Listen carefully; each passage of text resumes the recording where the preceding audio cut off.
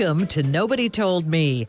I'm Jan Black. And I'm Laura Owens. Death is not an easy subject to talk about, but it's a fact of life. We will all die someday, and between now and then, we'll have family and friends who will die. So how can we help those close to us who are facing death, and how can we best prepare for our own lives to end? We'll explore those questions on this episode with Dr. B.J. Miller and Shoshana Berger, who are the co-authors of the book, A Beginner's Guide to the End, Practical Advice for Living Life and Facing Death. It's described as the first ever practical, compassionate, and comprehensive guide to dying and living fully until you do. Dr. Miller is an assistant clinical professor of medicine at the University of California at San Francisco, where he practices and teaches palliative medicine. He has his own serious brush with death to talk about as well because of an accident that occurred when he was in college. It resulted in the amputation of one arm below the elbow and both legs below the knees. Shoshana is the global editorial director at IDEO, where she has worked on end-of-life projects and was a caregiver during her father's 5-year decline with an incurable illness. BJ and Shoshana, thank you so much for joining us today. Thanks so much for having us. Tell us a little bit about your backgrounds and why you guys decided to write this book together. Shoshana and I met through a couple different angles working on this subject one way or another at IDEO, and we had a bunch of experiences together there, and we got to know each other a little bit and got to explore the subject pretty open-endedly. And when Shoshana brought up the idea of writing a book together, it was a pretty quick, easy yes, because I knew the world needed a book like this, and it felt right to work with Shoshana on it, both because just the way we are together, but also the idea that one of us is a clinician, the other is not, and it seemed important to have a foot in healthcare and one big foot outside of it, too. So altogether, that's what kind of encouraged me to say yes to this project. And Shoshana, why did you feel such a project was needed? I had a personal reason to start, which is I wrote this book because my father and stepfather died within a year of each other, one with dementia and the other with cancer.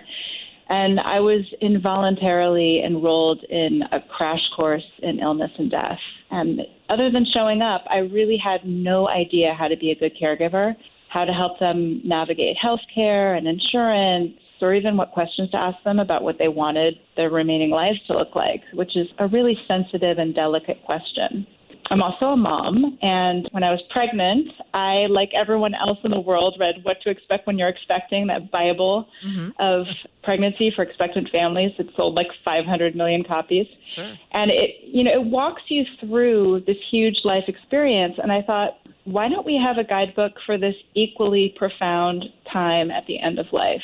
And then, of course, I met BJ, who had a really bold and beautiful vision for how we could use the fact that we die as a foil to help us make the lives that we have more meaningful. As a journalist and designer, BJ wrote this TED Talk, and I helped him with it. And then I said to him, I really wish this wasn't the case because I know how painful it is to write a book, but I think we have to write a book. And thankfully, he said yes. We wanted to ask you, BJ, about that TED Talk, which has had more than 10 million views, and it was titled, What Really Matters at the End of Life. So what does really matter at the end of life? What have you found? Well, interestingly, that by the way, that was not the title I suggested. It showed up there. And really, if I were going to do that again, I would put a question mark at the end of that because it's an extremely subjective question, and each of us needs to think of it for ourselves. Mm-hmm. But with that disclaimer, I can say that in general, most people I work with, and data bears this out across the field of hospice and palliative care, that most people, they want to know that the people they love are going to be okay. They want to have some sense that they're not going to suffer too much. They want to leave things in a good place for their family. And they want to know that their relationship to God and to the cosmos is in line. That's the kind of stuff. They're not very clinical goals in nature. They're much more sort of humanitarian goals. And that plays out all the time. I see that all over the place. That's generally how it goes. What misconceptions do you think we have about death and dying?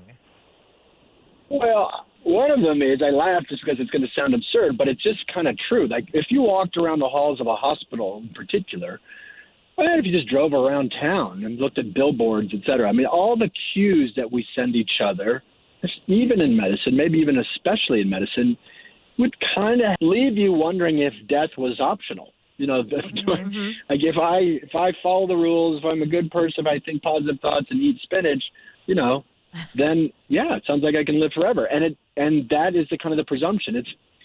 It can be crazy making, even as a clinician in the hospital.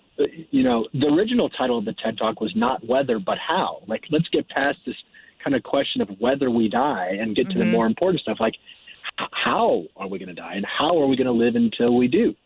So to answer your question, the first misconception is just to clear up, yes, in fact, we do die, and we need to digest that and fold that into our sense of reality. Other than that sort of big existential frame, I think a lot of people presume that you just have to suffer, that death is necessarily awful and miserable making. And in fact, it is not generally easy, and we do not want to sugarcoat it or accidentally set people up to underplan for the end of life. But the idea is, yeah, there's going to be some heartache and there's going to be some hard stuff. But the idea that most of us picture this sort of brutal ending is just not necessarily the case. There's so much that can be done to push back on symptoms.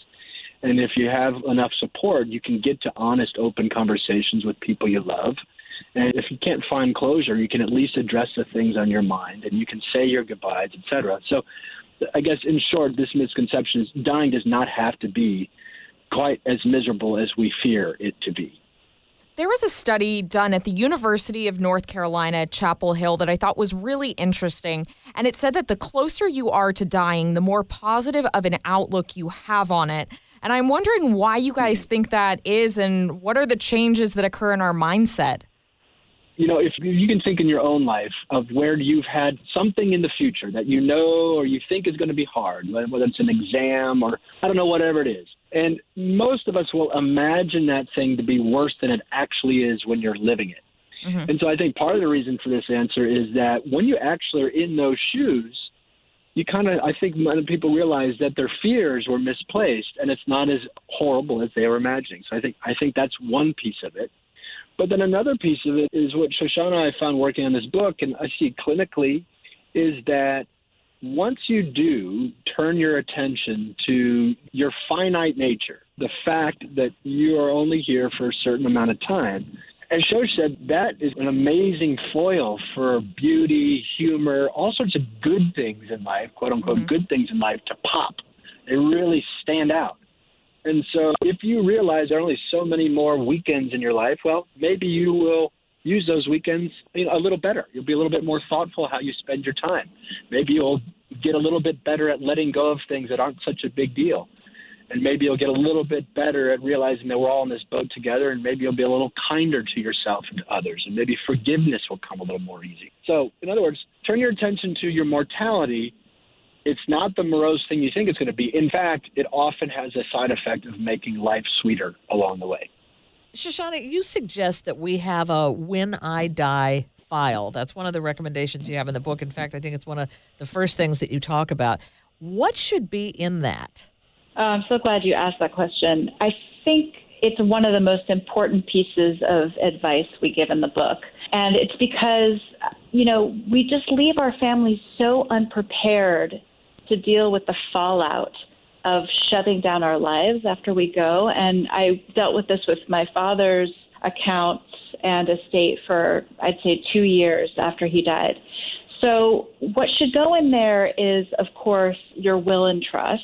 And if you haven't got those done and you have a family and some property and stuff like that, that's pretty essential, especially if you have kids, because one of the essential things you do in making up a trust is to identify who will take care of your kids if they're young and you pass away. So those things are essential. And then, of course, we accumulate millions of different passwords as we move through life now. So it's pretty essential to share the accounts you have in your passwords so that people know how to access your accounts and they don't have to do a ton of sleuthing. Anyone knows who's called their internet provider or cellular phone service, the pain and suffering of working through a million different phone trees to actually get to someone who can help you change the ownership of the account or shut down an account will convince you that you should do this. And then there's all of the stuff that is softer stuff that you may not think of, but that can be so meaningful to the people who loved you, which is, recipes that you loved and cooked all the time for the family, or a poem or a piece of artwork, or even a letter to the people you loved, just telling them what you wanted to say to them, what you hope that they'll carry forward. So there's a lot to put in there. You can read more in the book. I'm in my 20s, and this whole topic is really difficult for me to think about, and I really haven't thought about it much. So when do you suggest that people start to create an advanced care plan and a will and funeral plans? When should that start? Well, the honest truth is that the moment you turn 18 and are a legal adult, you should have an advanced healthcare directive. And I'll tell you the reason for that. When you turn 18, your parents or your loved ones no longer have access to your medical records because of HIPAA and privacy laws. So if something happens to you, they have no real right to ask about your medical records. So unless you have an advanced directive and say, this person is my healthcare agent and I want them to know, I want them to have access, they won't. So that's a really important thing to just get done when you turn 18, which I know feels early, but as our friend Shoshana Ungulator says, it always feels too early until it's too late. And then in terms of a will and trust, I think the natural life cycle moment for that is when you have a family of your own and you're thinking about who might be a good caretaker for your kids if you're not around, and how you and your partner are thinking about your own lives as you age and thinking about who you want to hand your stuff down to. BJ, you've talked with so many people at the end of their lives, and I'm wondering what they shared with you about the things that they had to cope with in terms of telling family, friends, and coworkers that the end was near, and what advice you could pass on for other people along those lines. Yeah, well, it's pretty darn common for that to be a hard conversation, less because the person who's actually doing the dying has hang-ups than everyone else has hang-ups. Mm-hmm. So very often that person will get shut down one way or another. Their family or friends will say, oh, we don't need to think about that, or no, some way or another they'll find some way to squirm out of it. And the crazy-making piece of it is usually the audience person will make the ill person, the dying person, feel like it can be really isolating. Like they'll make it sound like it's, they're trying to keep your attitude good. They're trying to encourage you. But it's really their own fears that you're coming up against. And that sort of projection, it happens all the time around vulnerability, disability, death, etc. Because this remains taboo, because we're unpracticed at it, we remain uncomfortable at it, and we remain unexamined at it. And so we accidentally isolate the sick person with our own defenses. So I guess back to your question, I would be prepared to come across some sort of surprising responses in people. Mm-hmm. And my advice always with patients is be careful, because you can walk away from these conversations feeling crazy or sad yourself. Of course, be careful to not confuse their hang-ups with your own. So, in terms of coaching someone through that, you just have to be prepared to kind of push a little bit and make it clear that you, the dying person, wants to talk about this, or you, the sick person, wants to, or you, the well person who just needs to prepare. Be prepared for projections and be prepared to push a little bit. And you, ostensibly the vulnerable one, are going to end up being the one who's counseling others who are less comfortable than you. Being with someone on their deathbed, I think, is just such a tremendous gift. And it's just unlike anything else that you experience in life. As I mentioned, when my own mother died, we didn't have a lot of time left with her. She became suddenly very ill. And I was quickly looking on the internet for what do you need to know with someone who's on their deathbed. And obviously, if your book had been around in 2011 when I was confronted with this, I could have looked at that. But what are some of the things that you would say to help prepare someone for being with someone on their deathbed? One of the things that I heard is that, for example, the person's hearing is the last thing to go, so that even if they seem to be completely out of it, they may still be able to hear you. What advice would you have for us along those lines? Well, BJ, I would love for you to build on this, but I'll just quickly add that, yes, it feels like hearing is such an important sense at the end. They do say all of the other senses shut down, but then the idea that you can whisper into your loved one's ear some parting words and that they'll hear that and take that away with them as they go is incredibly powerful. I remember doing that with my dad and just stroking his head and whispering in his ear. And I've also heard many, many times from the people who we interviewed for this book that oftentimes their loved one wouldn't die and kept holding on until they actually left the room. And it's a pretty common experience that, you're holding vigil and you're, not sleeping and eating and you're just sitting by the bedside hoping that you'll be there for that moment. And the minute you take a pee break, your loved one dies. And there's something psychologically that I think happens where, the loved one who's dying is aware that they can't do it in front of you and they almost need you to leave the room to let go. So there's something really profound there. And BJ, I'm sure you have more to add. Yeah, that last point's really, really key because otherwise it honestly feels like cruel. I mean, you see folks not sleep for days on end and finally nod off or go to the bathroom or whatever it is. And unless they're aware of this phenomenon, it almost feels cruel. So understanding that and understanding, therefore, that the kindest thing you can do is take care of yourself. Go to the bathroom when you need to. Go outside. And when you step away, just give your loved one a kiss and let them know that you're going to be okay and that may be the end. And so in a way, sometimes leaving the bedside can be the kindest thing. So that's a huge point. And then the second one this reminds me of is it's really important to understand that delirium is very common at the end of life. So in the final hours to days, the person very often is asleep, but sometimes awake and maybe totally disoriented. Delirium is a sort of a condition of disorientation where time and space are off. And you almost get the feeling that someone's kind of crossing over back and forth, like they're in and out of this reality and in and out of a different reality. And so one thing to note is that delirium is a thing. It happened. But most importantly is for the loved ones to realize that when someone's delirious, it's not them talking. So I remember clearly, and it's come up several times, but there was a particularly dramatic moment where I was at a public venue giving a talk, and a woman asked a question at the end of the talk, and you could tell she was so scarred and practically shaking and relaying the final moments of her husband's life. Her husband apparently had been totally devoted, the sweetest man on the planet, had never uttered an unkind word to her, except in the final things he ever said to her were apparently just completely horrible and crass and out of character.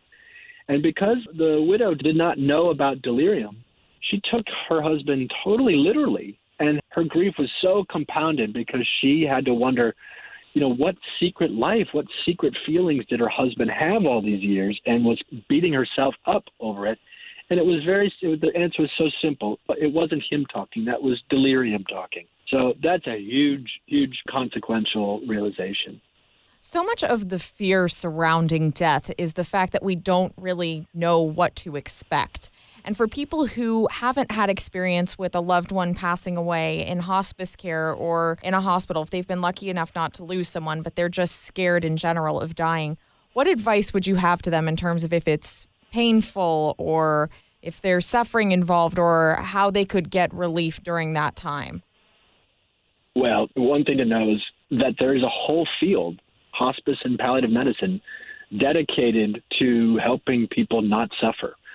So there's a whole discipline, a whole team waiting for you in a palliative care team, or if you're really at the end of life, it's generally hospice. And so don't wait. So hospice has a lot of connotations. Some people honestly believe that hospice is a place that actually kills you, that takes your life. That is just not true. But for all sorts of reasons, people put off the call to palliative care or put off the call to hospice until it's way late in the game, and they've suffered way more than they need to.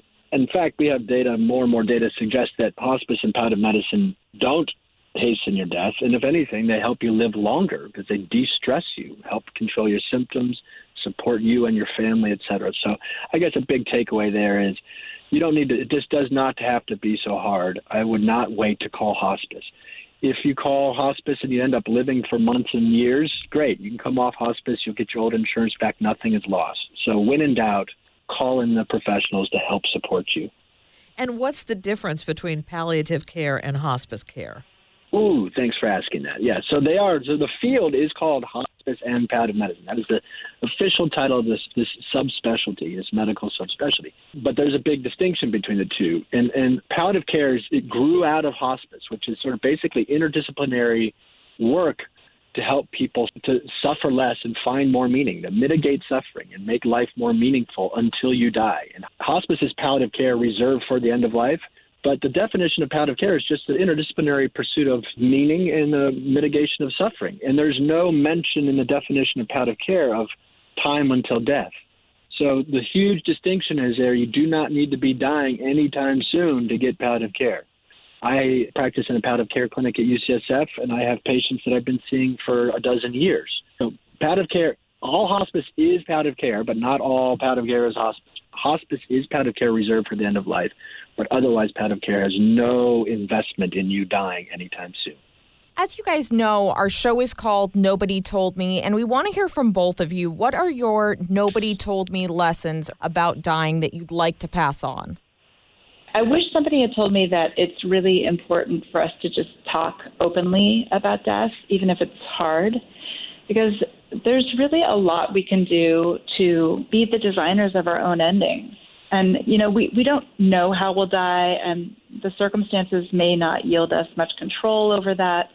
But there's actually a lot we can do to lean into it. And having a conversation with the people we love about what we want and don't want as we age and die is so, so important. So, you know, think through people in your life who have died and think about what about that experience you would want for yourself and what maybe you would want to do differently. And I've started to do that with my own family, having learned so much from going through death of my father with dementia, which was so hard because I really didn't know what questions to ask my father. And by the time I did, it was too late because he wasn't really capable of answering. So now I've written some instructions for my family. You know, if I can't recognize them and can't eat a baguette and can't go to the bathroom by myself and I get a virus, I want you guys to let that virus progress. And I don't want to be treated for it, and I don't want to be sent to the hospital. Those kind of specific instructions are really important, and even an advanced directive doesn't really ask us to do that. So I wish I had known that we really do have a role in designing the way that we go out. BJ, what's your Nobody Told Me lesson? Well, we've said a few of them. I guess for me, there's a couple. Like one is nobody told me that death is part of life. I kind of grew up with a couple of things that, in retrospect, I wish I had changed. I wish I had known that death and life were one and the same, that you don't get one without the other, that one was not the antithesis of the other, that they're totally linked. Because I think we sadly orphan death and we pay the price, like we talked. So that's the conceptual piece. It reminds me of I really wish someone had also told me that it's not humans or man versus nature. That wish someone had made it clear that human nature is nature. That's related. But then I think more tactically, my answer would be nobody tells you that you may need to interrupt the healthcare system. I mean, I think a lot of us just assume that we do all we can to live, and then when we can't do anything more, we die, and that's just how it goes. And the truth is, technology is advanced where we can prop up a body, physical life, practically indefinitely. And at some point, most of us are going to have to actually intervene in the momentum of the healthcare system. You're going to have to actually say no to that next treatment if you want a peaceful death. That's counterintuitive, and I think that's a big reason why we wrote this book. You can't just leave it up to Mother Nature in the way you used to be able to if you ever could. That we have systems now that you actually have to interrupt if you hope to get off the planet in peace. And tell us more about where people can find the book and communicate with you guys on social media. Well, we have a website for the book, and it's the acronym of the book, abgtte.com. And there you'll find all of our events, and actually you can download an excerpt from the book so you can read that. We are also both on Twitter, BJ and I, at Shoshana Berger and at BJ Miller MD, and we have a Facebook page for the book as well. It's the title of the book, A Beginner's Guide to the End, and it's a group where we can just talk amongst each other about what's the topics that are brought up in the book. Wow, that sounds great. That sounds great. Well, we thank you both so much for joining us. Our thanks to Dr. B.J. Miller and Shoshana Berger, who are the co-authors of the book, A Beginner's Guide to the End, Practical Advice for Living Life and Facing Death. I'm Jan Black. And I'm Laura Owens. You're listening to Nobody Told Me. Thank you so much for joining us.